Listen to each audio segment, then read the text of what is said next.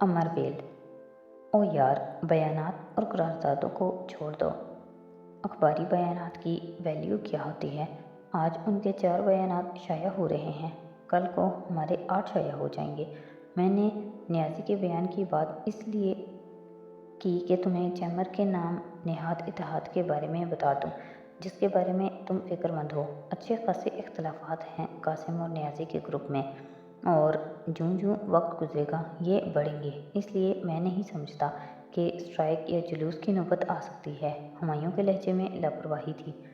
मैं फिर भी ये चाहता हूँ कि कासिम के टैक्स रेटिंग्स को एक बार फिर देखा जाए, बल्कि अगर कुछ ऑफिस पर रेड्स हो जाएं तो और भी बेहतर है। देखो, उसको नोटिस भी भिजवा देता हूँ, रेड्स भी करवा देता हूँ, मगर क्या वो इस पर और नहीं बिगड़ेगा? मुझे उसके बिगड़ने की परवाह नहीं है। मैं उसे इस हवाले से परेशान करना चाहता हूँ। न सिर्फ उसे बल्कि उसके हवारियों को भी। उन्हें अपने टैक्स रेटिंग्स की फ़िक्र शुरू हो जाएगी। ठीक है, मैं कल सुबह ही ये काम करवा देता हूँ, लेकिन यहिया कुछ मसला खड़ा करेगा। कासिम दुरानी की पे रोल पर है। वो कासिम सीधा उसे ही पकड़ेगा। हुमायूं ने इस इलाके के इनकम टैक्स कमीशंस का नाम लिया जहाँ कासिम की फाइल्स जाती थीं। यहिया को सारा मसला बताओ। उसे कहो कि या तो वो चंद दिन की छुट्टी लेकर कहीं चला जाए या फिर कासिम को बिल्कुल नज़रअंदाज करे। उसके राब्ता करने पर भी उससे बात ना करे, और अगर मजबूरन उसे कासिम से बात करनी पड़ जाए तो फिर टाल मटोल करें। कासिम से कहें कि सब कुछ ऊपर से हो रहा है, उसके हाथ में कुछ भी नहीं है। कासिम उसे कच्चा चबा जाएगा। वो हर माह लाखों दे रहा है उसे। ज़रूरत पड़ने पर यहिया उसके काम ना आया तो वो तो बर्दाश्त नहीं करेगा।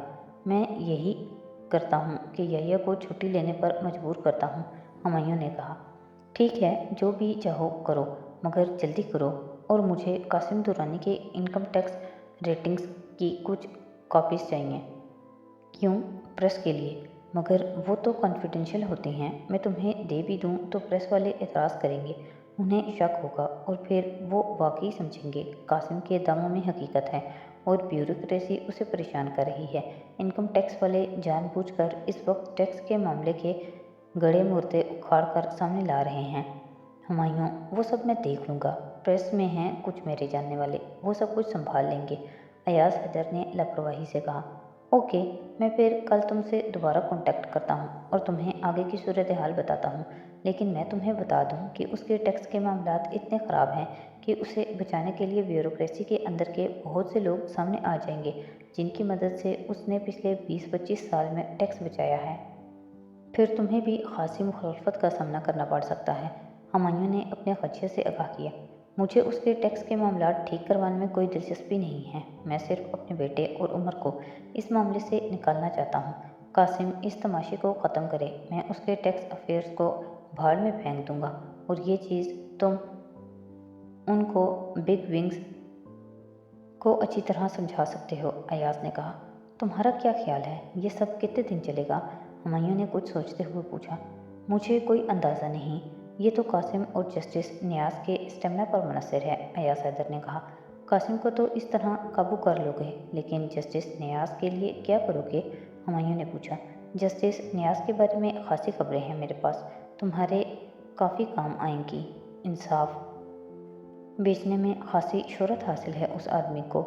उसका ये हवाला मेरे लिए भी पोशीदा नहीं। चीफ मिनिस्टर के साथ अगली मीटिंग कब है तुम्हारी?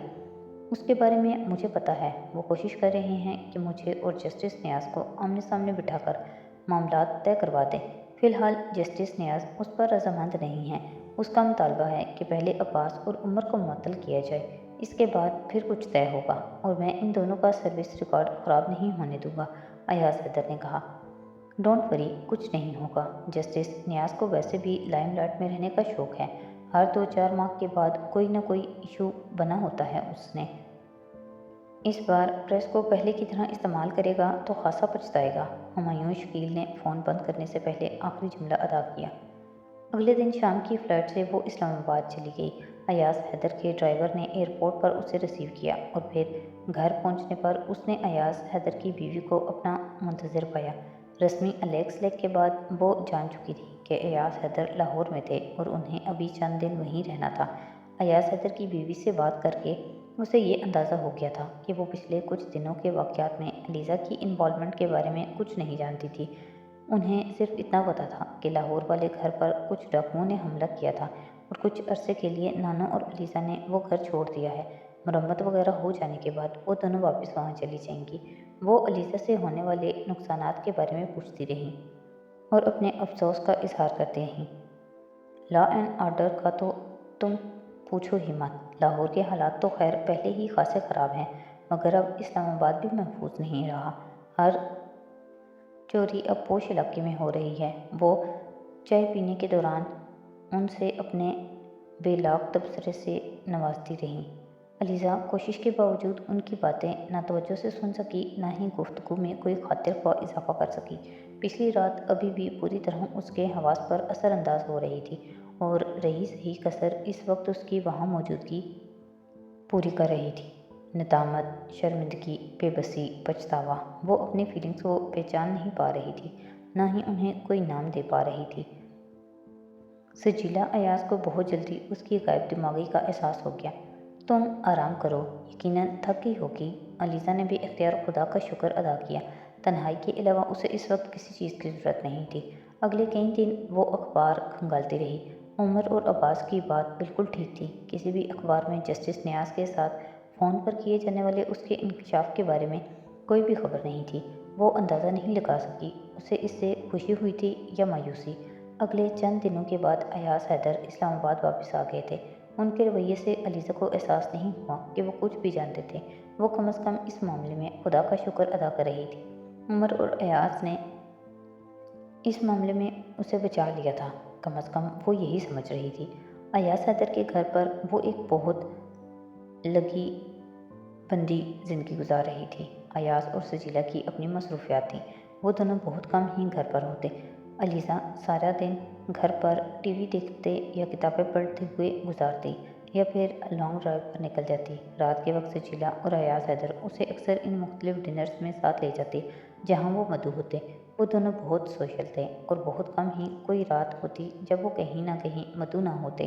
علیزہ بعض دفعہ خوشی سے ان کے ساتھ جاتی اور بعض دفعہ ایاز حیدر کے اصرار پر زبردستی۔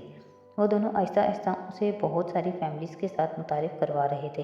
عمر اسے وقتاً فوقتاً فون کرتا رہتا۔ وہ واپس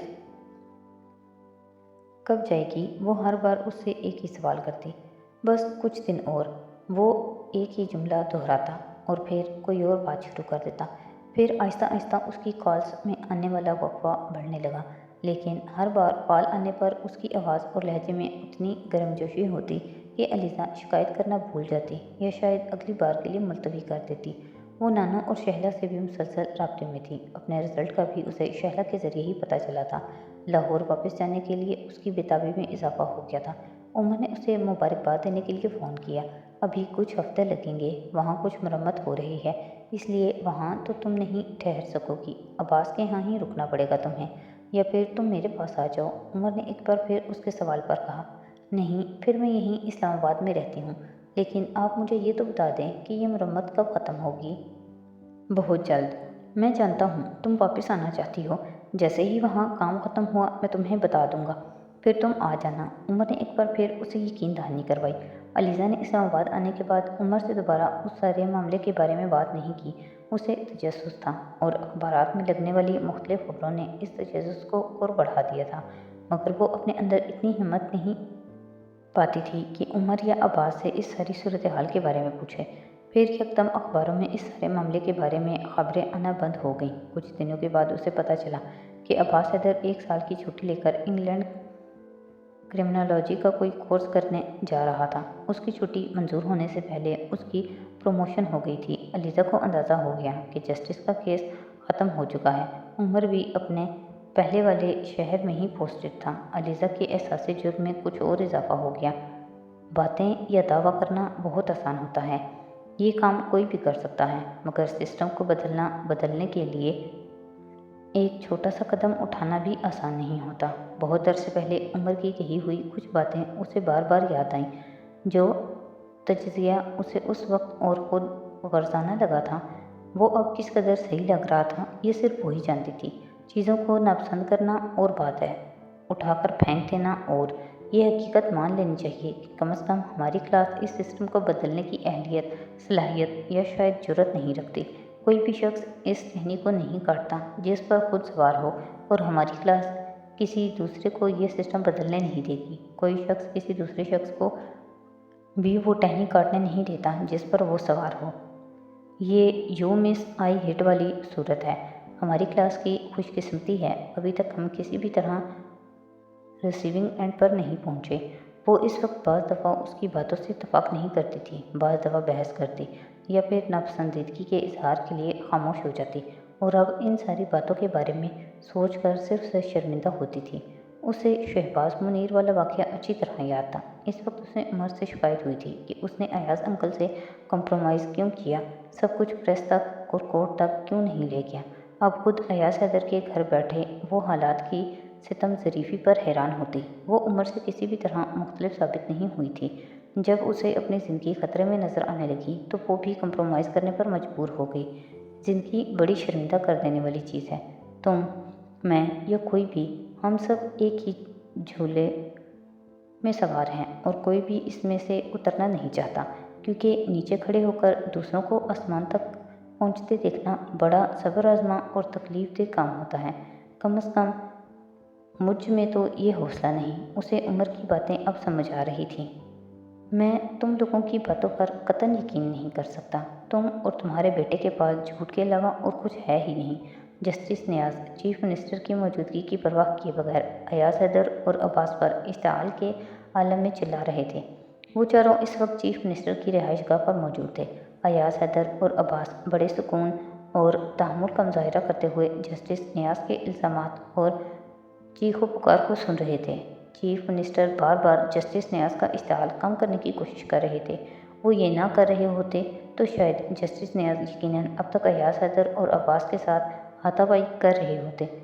नियाज़ साहब, आप देखें, मेरी सुनें। मैं आपके जज्बात समझता हूँ, मगर देखें इस तरह सब कुछ कैसे तय होगा। आप दोनों फरीक आराम से एक दूसरे की बात सुनें।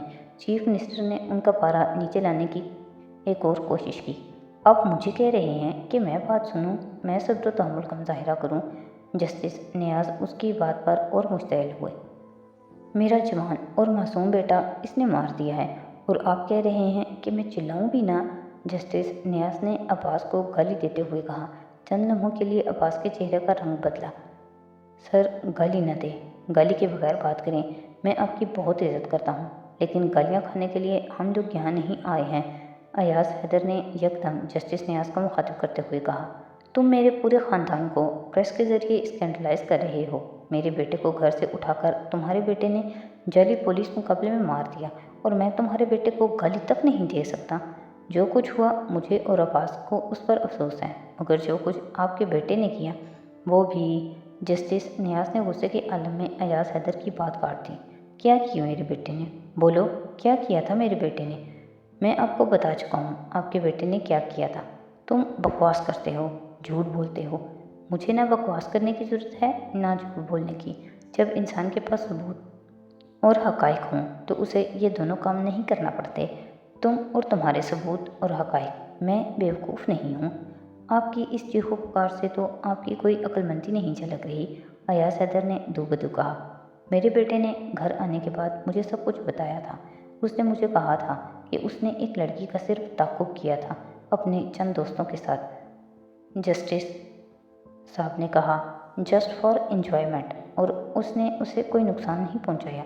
आपके बेटे ने आपसे झूठ बोला था। अयाज हैदर ने पुरसुकून अंदाज में कहा। नहीं, उसने मुझसे कोई झूठ नहीं बोला। मुझे उसके एक एक लफ्ज़ पर एतबार है। जस्टिस नियाज़ ने अपनी पुरजोर आवाज़ में कहा। बेहतर है आप उसके लफ्ज़ों के बजाय हक़ाइक़ पर एतबार करना सीखें। अयाज हैदर ने उसी पुरसुकून अंदाज में कहा। आपका बेटा जिस किरदार का मालिक था, आप वो। जस्टिस नियाज़ ने बुलंद आवाज़ में अयाज हैदर की बात काट दी। मेरे बेटे के किरदार के बारे में बकवास करने की ज़रूरत नहीं है, मैं उसे अच्छी तरह जानता हूँ। लम्स में पढ़ रहा था मेरा बेटा, अपने बैच का सबसे आउटस्टैंडिंग स्टूडेंट था, और तुम उस पर इस तरह के थर्ड क्लास इल्ज़ामात लगा रहे हो। उनकी आवाज़ गुस्से से जैसे फट रही थी। लम्स की डिग्री आपके बेटे का करेक्टर सर्टिफिकेट नहीं है, और अगर हिस्ट्री शेयर नहीं बना तो उसकी वजह आपका ओहदा था, वरना लाहौर की सारी पुलिस को उसके और उसके दोस्तों के बारे में बहुत कुछ पता है। इस पर अयाज हैदर की आवाज़ भी बुलंद थी। आपको अपने बेटे की मौत की बहुत तकलीफ़ है और मुझे अपनी भांजी की बेइज्जत का कोई दुख नहीं होना चाहिए। मेरे बेटे ने तुम्हारी भांजी को कोई बेइज्जती नहीं की, उसने सिर्फ उसका ताक़ुब किया। योर सन रेप्ड माई नीस, अयाज हैदर ने इस बार सुर्ख चेहरे के साथ कहा। अलीज़ा, बूरबन चलोगी मेरे साथ? उस शाम सजीला आंटी ने डिनर टेबल पर अचानक उससे कहा। अयाज हैदर किसी डिनर पर इन्वॉल्व थे और काफ़ी दिनों के बाद खिलाफ मामूल सजीला आंटी उसके साथ घर पर डिनर कर रही थी। बूरबन किस लिए? अलीज़ा को हैरत हुई। वो म्यूज़िकल इवनिंग्स में वहाँ पर असद अमानत अली खान और ताहिरा सैयद के साथ। किस लिए? फंड रेजिंग कर रहे हैं हम एसओएस विलेज के लिए, उन्होंने कबाब के टुकड़े करते हुए कहा। तो यहाँ इस्लामाबाद में ही कर लेते, वहाँ दूर पर जाने की क्या ज़रूरत है? अलीज़ा ने कहा। जस्ट फॉर अ चेंज, आजकल वहाँ का मौसम बहुत खुशगवार है। वीमेन क्लब के मेंबर्स का इसरार था कि ये फंक्शन वहीं अरेंज किया जाए, उन्होंने तफसील बताते हुए कहा। 2 दिन के लिए अच्छी आउटिंग रहेगी, तुम्हें तो वैसे भी म्यूज़िक से खासी दिलचस्पी है, उन्होंने कहा। अंकल भी जा रहे हैं? अलीज़ा ने पूछा। अयाज, नहीं, वो कहाँ जा रहा है? एक दिन की होती तो शायद उसका मूड बन भी जाता, मगर 2 दिन के लिए वहाँ रुकना तो खासा मुश्किल हो जाएगा उसके लिए। ठीक है, मैं चलूँगी, अलीज़ा ने कुछ सोचते हुए कहा। जाना कब है? अगले वीकेंड पर, उन्होंने ग्लास में पानी उंडलते हुए कहा। अगले वीकेंड पर तो मैं वापस जाना चाहती हूँ। क्यों? सजीला ने कुछ चौंक कर कहा। अयाज ने तो तुम्हारे वापस जाने के बारे में कोई बात नहीं की, ना ही अब्बास ने इस सिलसिले में कुछ कहा है। तुम बोर हो रही हो यहाँ पर? सजीला ने अचानक पूछा। नहीं, बोर तो नहीं हो रही, मगर अब वापस जाकर कुछ करना चाहती हूँ। रिजल्ट का इंतज़ार था मुझे और अब तो वो भी आ चुका है। वैसे भी मैं नानू को खासा मिस कर रही हूँ। क्या करना चाहती हो तुम वापस जाकर? सजीला ने दिलचस्पी लेते हुए पूछा। किसी न्यूज़पेपर को ज्वाइन करूँगी या फिर किसी एनजीओ को, इन्हीं 2 चीज़ों में दिलचस्पी है मुझे, उसने मुस्कुराते हुए कहा। एक तीसरी चीज़ भी तो है, उसमें भी दिलचस्पी ले सकती हो तुम, उन्होंने अपनी प्लेट में चावल निकालते हुए कहा। ऐसी कौन सी चीज़ है? अलीज़ा को अचानक दिलचस्पी महसूस होने लगी। शादी, अलीज़ा जवाब में कुछ कहने के बजाय होली से मुस्कुराई और अपनी प्लेट में स्वीट डिश निकालने लगी। क्यों, तुम्हें दिलचस्पी महसूस नहीं हुई? सजीला ने उसके चेहरे को गौर से देखते हुए कहा। नहीं, उसने एक लफ्ज़ी जवाब दिया। हालांकि होनी चाहिए, सजीला ने दो टोक अंदाज में कहा। अलीज़ा ने इस बार भी कुछ नहीं कहा, वो एक बार फिर मुस्कुरा कर रह गई। अलीज़ा, अगर तुम इससे बहुत पर्सनल ना समझो तो एक बात पूछूं? सजीला ने अचानक उससे कहा। ज़रूर, अलीज़ा ने कंधे उचकाते हुए कहा। तुम किसी में इंटरेस्टेड हो? अलीज़ा की समझ में नहीं आया वो इस सवाल का क्या जवाब दे। सामने पड़ी हुई स्वीट डिश यकदम अपनी मिठास खोने लगी। मेरा मतलब है किसी के लिए कोई संजीदगी, जिसके साथ शादी वादी करना चाह रही हो तुम? अलीज़ा की आंखों के सामने एक ही चेहरा झमाके के साथ उभरा। एक गहरे सांस लेकर उसने सजीला को देखा। नहीं, मुझे किसी में कोई दिलचस्पी नहीं है, उसने हाथ में पकड़ा हुआ चम्मच आहिस्तगी से वापस प्लेट में रख दिया। क्यों? सजीला की मुस्कुराहट कुछ गहरी हो गई। पता नहीं, अलीज़ा इस बार मुस्कुरा नहीं सकी। बड़ी हैरत की बात है, मुझे लगता है मम्मी ने तुम्हें ज़रूरत से कुछ ज़्यादा ही दबाव में रखा हुआ है। उनका इशारा नानू की तरफ था। नहीं, ऐसी कोई बात नहीं है, नानू ने मुझ पर ऐसी कोई पाबंदी नहीं लगाई, वो बहुत लिबरल हैं। अलीज़ा ने नानू का दिफा करने की कोशिश की। इसलिए तो मुझे हैरत हो रही है। बहरहाल, तुमने इस बारे में सोचा क्या है? तालीम तो मुकम्मल हो ही गई है तुम्हारी। वो अब स्वीट डिश निकाल रही थी। अलीज़ा स्वीट डिश खाना बंद कर चुकी थी। नहीं, मैं फ़िलहाल शादी नहीं करना चाहती, मुझे किसी न किसी फील्ड में अपना कैरियर बनाना है। कैरियर क्या क्या है, वो तो साथ साथ चल सकता है। जर्नलिज्म हो या सोशल वर्क, दोनों इतने टाइम कंज्यूमिंग तो नहीं है कि बंदा उनके साथ साथ शादी का सोच ही ना सके। तुम्हारा क्या ख्याल है? मैं क्या कह सकती हूँ, वो बमुश्किल मुस्कुराई। ये तुम्हारी ज़िंदगी का मामला है, तुम्हारे अलावा कोई और उसके बारे में क्या कह सकता है? बहरहाल, इस मसले पर दोबारा कभी बात करेंगे।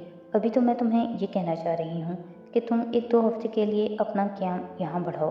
अगले वीकेंड पर मेरे साथ बूरबन चलो, तुम यकीनन एंजॉय करोगी। वो अब नैपकिन से अपना मुंह पोंछते हुए कह रही थी, वहाँ पर बहुत सी एनजीओज के लोग भी होंगे, जर्नलिस्ट भी होंगे, तुम्हारे लिए इंट्रैक्शन का खासा अच्छा मौका होगा।